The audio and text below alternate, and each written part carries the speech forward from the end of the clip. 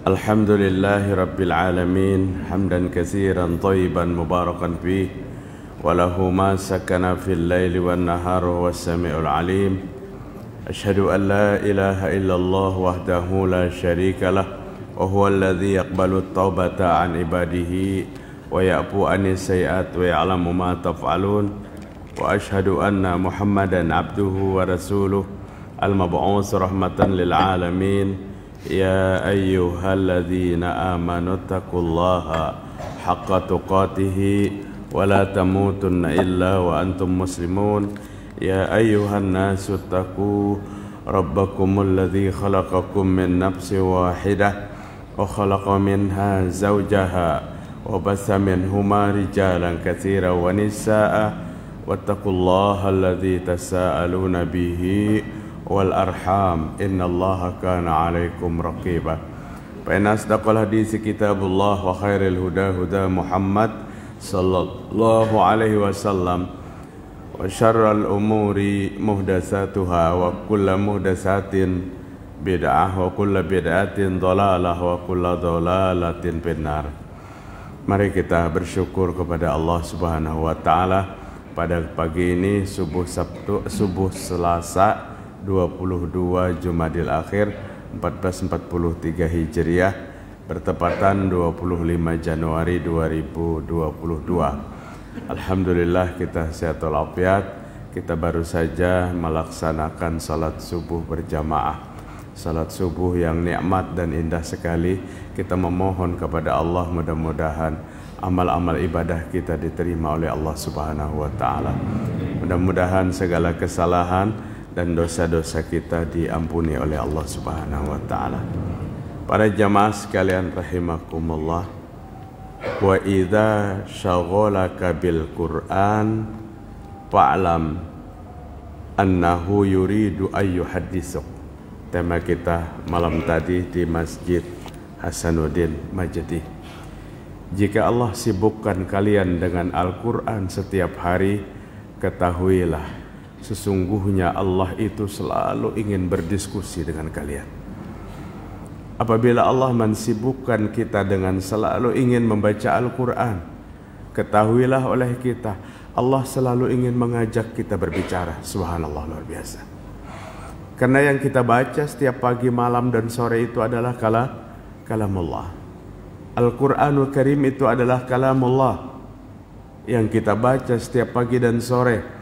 Dan junjungan kita Nabi besar Muhammad sallallahu alaihi wasallam menyatakan bahwa Allah pada hari itu, pada hari kiamat, mencari-cari orang yang membaca kitabullah, Al-Quran. Dengan kalimat apa? Di mana keluargaku, di mana keluargaku? Allah menganggap keluarga kepada orang yang tiap hari kesibukannya membaca Al-Quran. Siapa ya Rasul keluarganya Allah itu? Maka Nabi jelaskan, mereka adalah ahli-ahli Al-Quran.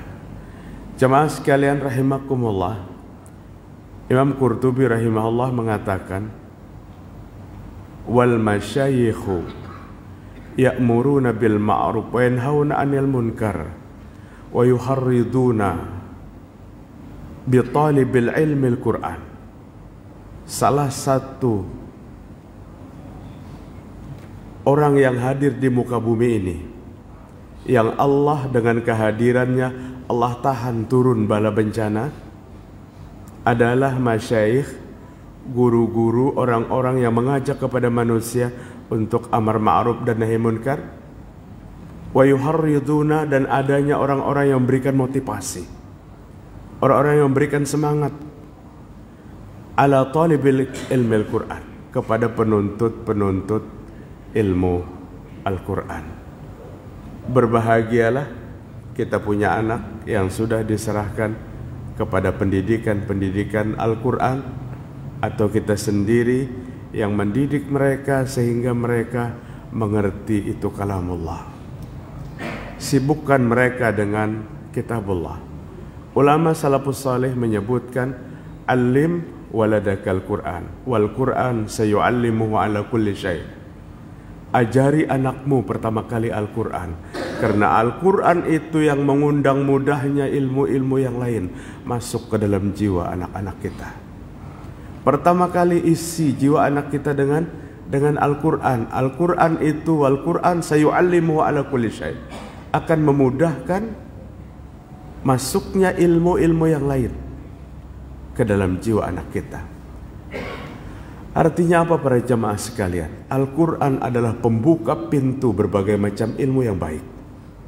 Jika Al-Quran pertama kali kita tanamkan, dan berbahagianya kita hari ini mendengar anak yang berusia 3 tahun, 4 tahun sudah fasihnya membaca Al-Quran. Bahkan mereka sudah mampu menghafal Al-Quran. Tertinggal manakala kita sibuk dengan segala ilmu yang lain untuk mengarahkan kepada anak-anak kita, dan kita belum mengajarkan anak kita kepada pendidikan Al-Quran. Jamaah sekalian rahimakumullah, tema malam ini, pagi ini, tentang adab qiraatul Quran. Adab membaca Al-Quran. Membaca Al-Quran jangan pernah kita samakan dengan membaca yang lain. Yang kadang-kadang kalau koran membacanya duduk di kursi, kaki naik ke atas meja, celananya celana pendek, bajunya singlet, kemudian baca koran. Itu koran. Tapi Al-Quran memiliki kedudukan tersendiri. Al-Quran kalamullah yang patut untuk kita hormati dalam membacanya. Maka orang Bahari itu Pak, sebelum membaca Al-Quran disuruhnya mencium Al-Quran dulu 2-3 kali. Sekalipun itu kan ada perintahnya. Diciumnya Al-Quran 2-3 kali kemudian baru dibaca. Kenapa? Penghormatan kepada Al-Quran, sekalipun cara ini belum cukup menghormati Al-Quran. Cara mencium Al-Quran itu belum cukup menghormati Al-Quran. Menghormati kalamullah, menghormati Al-Quran adalah seperti sahabat Nabi. Idza tuliyat alaihim ayatuhu zadathum imana. Ini penghormatan yang tertinggi kepada Al-Quran. Apabila ayat Allah itu dibaca di hadapan mereka, maka bertambah iman. Ini kepribadian sahabat. Al-Anfal ayat 2. Dan Allah menceritakan karakter orang yang beriman. Ayat 2 sampai dengan ayat 4. Surah Al-Anfal. Salah satu kepribadian orang yang beriman, apabila Al-Quran itu dibaca dan dibacakan di hadapannya, maka imannya bertambah. Sedikit pun kada pernah ragu dengan kandungan Al-Quran. Mentadabburkan Al-Quran dalam kehidupan sehari-hari, itu adalah perilaku-perilaku orang yang beriman kepada Allah Subhanahu wa Ta'ala. Jamaah rahimakumullah, kita merasa hari ini beratnya hati ini menerima Al-Quran sebagai landasan hukum. Kita melihat hari ini beratnya orang Islam ini menjadikan Al-Quran sebagai pelajaran. Dalam surah Al-Qamar 4 kali Allah sebutkan apa? Walaqad yassarnal Qur'ana lidzikri fahal mim muddakir. Kata Allah Subhanahu wa Ta'ala. Dan kami mudahkan Al-Quran itu menjadi pelajaran. Siapa yang mau mengambil pelajaran pada Al-Quran ini? Itu ayat bukan 1 kali, 4 kali Allah tawarkan kepada kita. 4 kali. Artinya Allah berharap untuk keselamatan kita sekarang dan masa depan. Jadikan Al-Quran sebagai panduan. Jadikan Al-Quran sebagai tuntunan. Kalau kita keluar daripada tuntunan Al-Quran, sudah Allah jelaskan dalam Az-Zuhruf 36-37. Wa may ya'shu an dzikrir rahman nuqayyid lahu syaitanan fahuwa lahu qarin wa innahum la yasuddunahum 'anis sabil wa yahsabuna annahum muhtadun. Kata Allah Ta'ala, siapa yang berpaling dari pelajaran Allah yang Maha Rahman, Allah melajari kita apa? Al-Quran, Bapak Ibu. Ya ayyuhan nasu qad ja'atkum mau'izah, 57 surah Yunus. Wahai manusia, telah datang kepadamu pelajaran. Apa pelajaran itu? Al-Quran. Tapi di dalam Az-Zuhruf 36-37, orang yang berpaling dari pelajaran Al-Quran, maka Allah akan kirimkan syaitan kepadanya. Allah kirimkan syaitan. Al-Quran tidak lagi jadi bacaan favorit. Al-Quran tidak lagi menjadi tuntunan sehingga tidak mampu memahami dan mentadabburkan Al-Quran dengan benar dalam kehidupan kita. Kalau yang demikian terjadi, maka dikirimkan syaitan kepada setiap orang tersebut. Dan apa nang digawi syaitan? Wa innahum layasuddunahum 'anis sabil wa yahsabuna annahum muhtadun. Setan-setan itu mulai menyesatkan orang itu dari jalan Allah Ta'ala. Uniknya, pada saat disesatkan oleh syaitan, wa yahsabuna annahum muhtadun, orang itu merasa mendapat hidayah. Bisikan syaitan dikira hidayah, akidah syaitan dikira hidayah, cara ibadah syaitan yang menyesatkan dikira hidayah. Maka terjadilah perselisihan dalam kehidupan umat. Yang satu membawa bimbingan syaitan, yang satu membawa bimbingan Al-Quran dalam kehidupan kita. Jemaah sekalian, begitu dahsyat. Manakala orang jauh daripada Al-Quran, begitu dahsyat yang akan diterimanya. Syaitan menjadi imam dalam kehidupannya, syaitan menjadi pembimbing dalam kehidupannya. Artinya apa para jamaah sekalian? Kita tidak pernah bergeser dengan kitabullah. Junjungan kita Nabi Muhammad SAW adalah orang yang paling mampu mempraktekkan Al-Quran dalam kehidupan beliau. Bismillah. Aisyah radhiyallahu anha ditanya tentang akhlak Nabi. Bagaimana akhlak Nabi? Penanya wajar bertanya kepada Aisyah karena Aisyah adalah istri Rasulullah SAW. 9 tahun dia hidup bersama Nabi. Wahai Aisyah, bagaimana akhlak Rasulullah SAW? Dan Aisyah berkata, khuluquhul Quran. Akhlak Nabi itu Al-Quran. Apa yang tercantum dalam Al-Quran, orang yang paling mampu mempraktekkan dalam kehidupannya adalah Nabi Muhammad sallallahu alaihi wasallam. Dari sekian banyak hadis-hadis sahih yang sampai kepada kita, bimbingan dan cara adab dalam membaca Al-Quran. Yang pertama, Allah sampaikan dalam surah Al-Waqi'ah ayat 79, la yamassuhu illal mutahharun. Jangan sentuh Al-Quran itu kecuali dalam keadaan bersuci. Manakala kita mau membaca Al-Quran dan Al-Quran itu kita pegang ada di hadapan kita, tentu baca Al-Quran lewat Al-Quranul Karim langsung berbeda ganjarannya dengan baca Al-Quran lewat HP.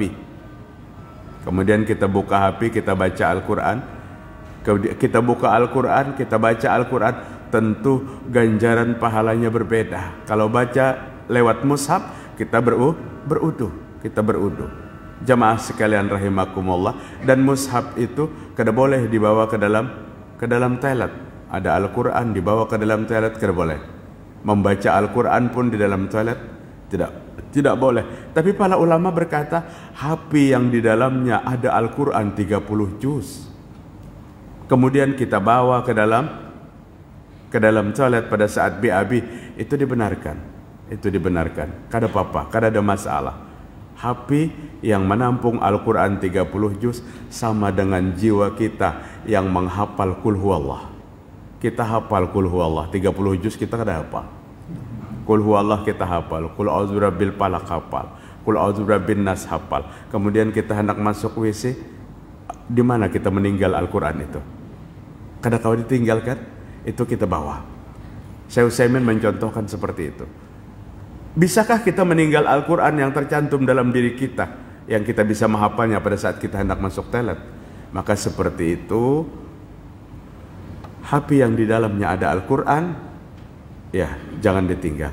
Aja lamun pian rela meninggal tinggal di luar, imbah keluar, inna lillahi wa inna ilaihi rajiun.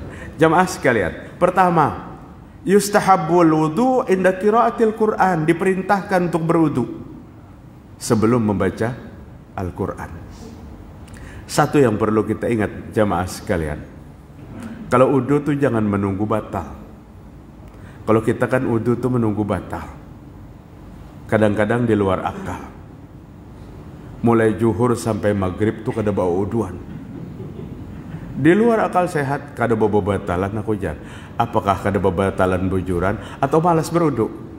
Malas berwudu. Nabi mengulang wudu pada saat Nabi dalam keadaan suci. Artinya apa? Wudu yang terdahulu belum batal, kemudian Nabi wudu lagi. Nabi wudu lagi.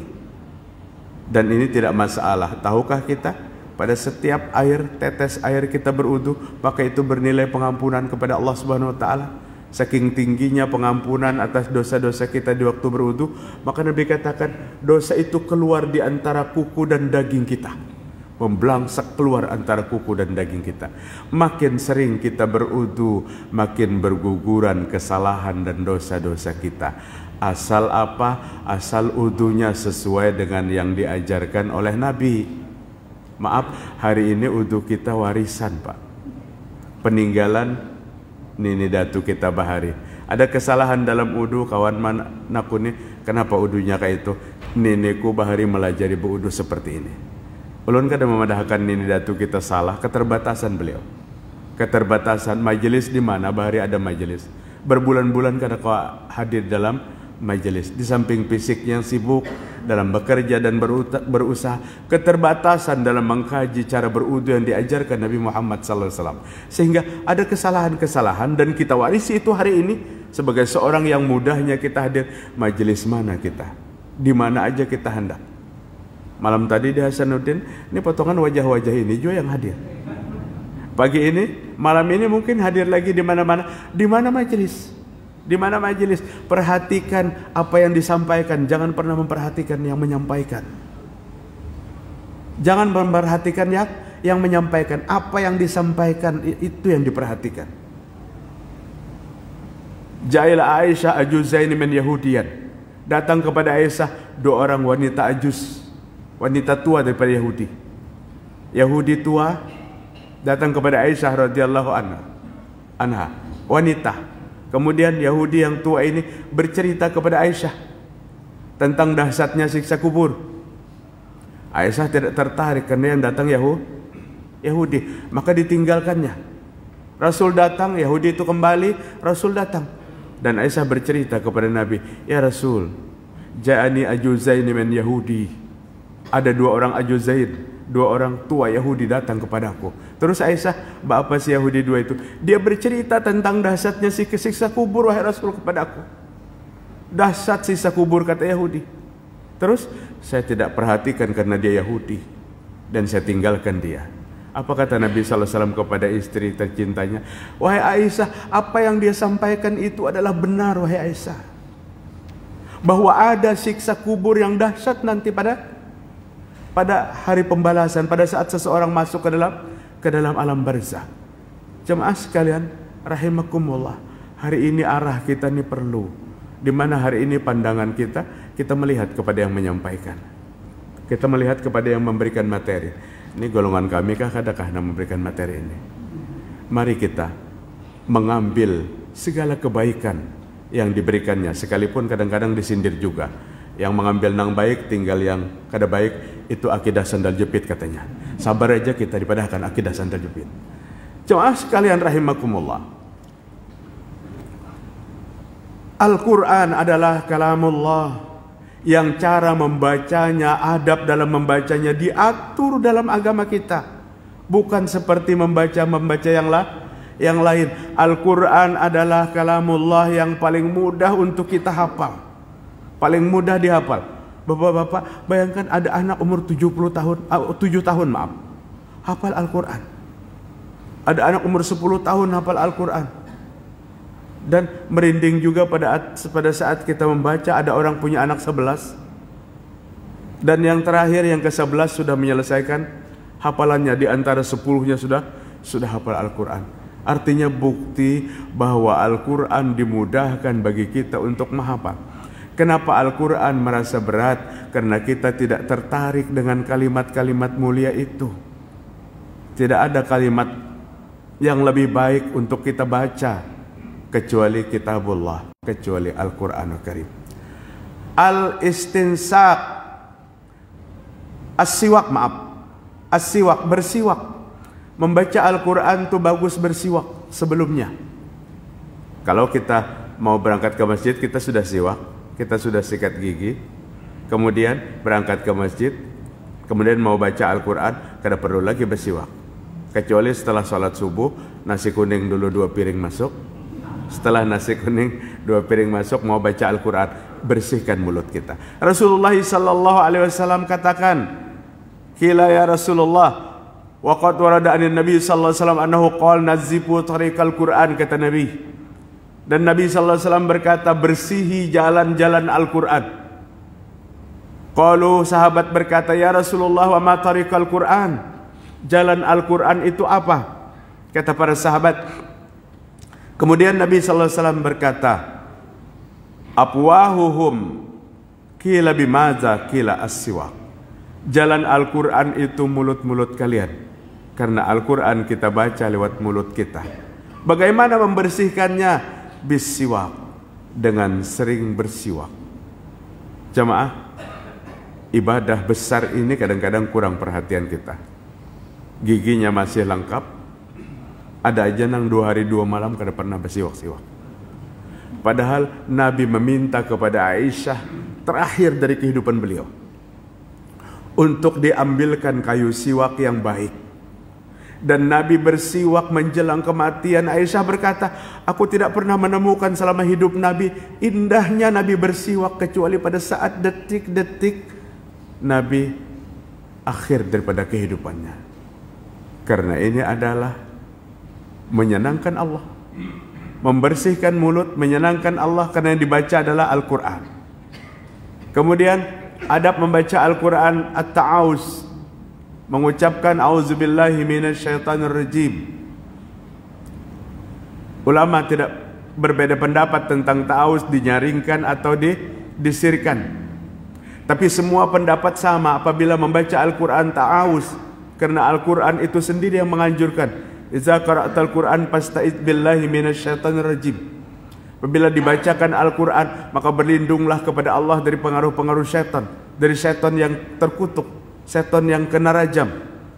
Maka sebelum membaca Al-Quran ta'awuz, jika surah, awal surah, maka ta'awuz dan basmalah. Biasanya ta'awuznya, auzubillahnya disirkan, basmalahnya juga disirkan, atau basmalahnya juga dikeraskan. Anak kita yang menjadi imam salat subuh tadi, basmalahnya disirkan. Satu hari kita masuk ke sebuah masjid, basmalahnya yang dijahrakan sama. Jangan harus kita berpirkah. Mahir kita di masjid yang basmalahnya disirkan, naik ke sebuah masjid, basmalahnya dinyaringkan. Oh, itu lain golongan kami berpirkah. Ini yang rusak. Ini yang rusak cara berpikir seperti ini. Atau masuk ke sebuah masjid yang basmalahnya dikeraskan, sementara kita terbiasa dengan basmalah disirkan. Aku sholat sendiri aja sudah di sana basmalahnya dikeraskan. Kerusakan umat seperti ini, mempermasalahkan besar tentang puru dan ibnul puru. Kata almarhum Kiai Haji Hasyim Mujadi, itu puru. Puru itu cabang kecil, atau ibnul puru kata beliau, anak dari cabang kecil. Itu jangan menjadi permasalahan. Sama sekali kada perlu menjadi permasalahan bagi kita. Yang sering, yang dikeraskan, yang disirkan. Ta'awuz dibaca, berlindung kepada Allah. Ayyabtatahut tilawah bitta'awuz, kata. Hendaklah engkau baca tilawah itu dibuka dengan mengucapkan a'udzubillah. A'udzubillahi minasyaitonir rajim. Liqaulihi ta'ala, fa idza qara'tal Qur'an fasta'iz billahi minasyaitonir rajim. An-Nahl ayat 28. Bismillah. Maaf, An-Nahl ayat 98. Bukalah bacaan Al-Quran dengan ta'awuz. A'udzubillahi minasyaitonir rajim. Kemudian baca. Umumnya apabila Al-Quran itu dibaca, diambil pada makra, pertengahan ayat. Di pertengahan ayat itu kan ada makra, membuktikan awal pertama makra itu huruf apa tulisannya tuh biasanya? Huruf ain kecil. Itu awal, biasanya cerita sudah selesai. Cerita masalah ini selesai, kemudian masuk ke dalam cerita baru, ada ain kecil. Bisa kita membuka bacaan mulai di situ. Nah, makra. Jamaah sekalian rahimakumullah. Rasulullah sallallahu alaihi wasallam menyuruh berlindung kepada Allah daripada pengaruh syaitan dalam membaca Al-Qur'anul Karim. Ada beberapa kebiasaan dalam membaca Al-Quran. di antara kita. Yang sampai kawah ini ulun belum menemukan jua sumbernya itu dari mana. Apalagi Al-Quran itu dibaca dengan sistem bergantian dan tadarus seperti itu. Kalau ke-30-nya duduk membaca sejus-sejus itu bukan tadarus. Apa ngarannya tuh? Yang behimbe bersama-sama. Kalau tadarus tuh satu membaca, yang lain menyimak. Itu tadarus. Kebiasaan hari ini yang belum kita temukan sumbernya, apabila menutup tadarus dengan kalimat Sadaqallahul Azim. Kalimat itu bagus. Maha benar Allah yang maha tinggi daripada segala apa yang firman-Nya, daripada Al-Quran. Rata-rata kita menutup dengan sadaqallah. Ulun ingin sampaikan kepada majelis sekalian, ulun belum menemukan sadaqallah itu sumbernya dari mana setiap menutup Al-Quran. Tapi daripada dari Pak Ustadz bagus. Kalau sadaqallah, ya mun daripada itu jangan kita bawa ke dalam agama kita. Agama kita bukan daripada, bukan mumpung, bukan tempulu. Agama kita itu punya dasar dan punya dalil. Ampihankah tadarusan? Bukan tadarusnya, ampih jangan peanggapan. Apabila disampaikan tuh jangan ngeng salajur menggas kada. Bukan tadarusnya. Tapi mari kita benahi bacaan Al-Quran yang mulia dengan tuntunan-tuntunan sunnah yang benar. Hari ini kada kawa apa lagi? Kada kawa masih berbaur pian yang ngaran hataman Al-Quran tuh di hadapan kekanakan bahatam tuh pasti ada lakatan beceper-ceper. Di atas lakatan tuh ada hintalu nang sudah dikesumbai. Unik lagi di keliling hintalu tuh ada bendera merah putih, rupanya NKRI harga mati umpat jua di waktu hataman Al-Quran. Dan kita sepakat itu semua. Kita sepakat itu semua bahwa itu tidak bersumber daripada Islam. Yang unik lagi, minta maaf ulun sebelumnya nang berjual payung kembangnya. Aku bahajat anakku hatam Quran pakai payung kembang. Kemerlapan payung kembangnya bagus. Kita sepakat itu sumbernya selain daripada agama kita. Sumber daripada agama yang sebelum Islam datang. Mari kita berbenah karena yang kita baca ini Al-Quran. Yang kita baca Kitabullah. Kita kembalikan sesuai kepada induk syariatnya. Kayak apa para sahabat apabila Al-Quran itu dihatamkan. Nyata ya para sahabat tuh kada ada lakatannya waktu itu ujarnya. Kadang-kadang di komentarinya kayak itu. Jawaban tuh ujar arwah itu jangan jawab dikasak. Sumpal botol buah nikam nah ujar sidin. Inja sumpal botol tuh bekasak jawabannya. Jadi mari kita benahi Al-Quran. Kalau pian hendak pakaiannya anak pian nang lakian binian ke Arab-Araban macam sebagainya, ulun kada ada masalah. Ulun kada ada masalah. Nang hadirnya padahal kita ketujuh benar kita lakatan nih pak ketujuh benar. Cuma nang hadirnya lakatan waktu betamatan nih ada mitos. Ada mitos. Siapa yang tahu mitosnya? Ilmunya lengket. Lakatannya nang lengket. Kan itu ilmunya lengket. Bahari itu apabila dapat sejus bawa lakatan supaya lengket kayak lakatannya yang lengket. Jadi ilmu yang lengket itu dengan sungguh-sungguh kata Imam Syafi'i, dengan sungguh-sungguh untuk menuntut ilmu. Kemudian al-khusyu', Al-Quran dibaca dengan penuh kehusyuan, di mana kada sedikit melihat orang baca Al-Quran, membaca 2-3 ayat, pelingau pulang rupanya ada yang ditunggu daripada nang kada ada gawian, ya itu dong sakitnya baca Al-Quran. Al-Quran itu dibaca daripada Al-Quran itu dibaca dengan penuh khusyuan. Antakun Al-Quran bitu'adati wa tartil wal khusyu' liqauli subhanahu wa ta'ala. Al-Quran itu dibaca bitu'adatin dengan pelan, wa tartil dan tartil, wal khusyu' dan khusyu' liqauli subhanahu wa ta'ala. Innamal mu'minuna alladzina idza dzukirallahu wajilat qulubuhum wa idza tuliyat alaihim ayatuhu zadatuhum imana. Orang yang beriman tuh apabila disebutkan nama Allah berdebar hatinya, apabila dibacakan Al-Quran imannya bertambah. Maka iman para sahabat tuh kada pernah menurun pak. Iman para sahabat terus naik. kada pernah menurun. Karena Al-Quran datang dengan berangsur selama 23 tahun. Pertama surah ini, surah ini, surah ini. Begitu diterima oleh para sahabat, sedikit pun tidak pernah ada keraguan menerima Al-Quran itu. Nabi datang ke pasar Basrah ke pasar Madinah. Setelah Nabi masuk ke dalam pasar, sedihnya Rasul luar biasa. Karena pedagang-pedagang di pasar Madinah itu curang. Takarannya, timbangannya dikurangi. Sedih Nabi. Dan itu terjadi kepada semua pedagang. Semua pedagang. Kada bertudingan. Kesedihan Rasul setelah keluar dari pasar Madinah, Jibril datang. Dan Jibril membawa al-mutaffifin. Wailul lil mutaffifin alladzina idza iktalu 'alan nasi yastawfun wa idza kaluhum aw wazanuhum yukhsirun. Celaka, kata Allah Ta'ala.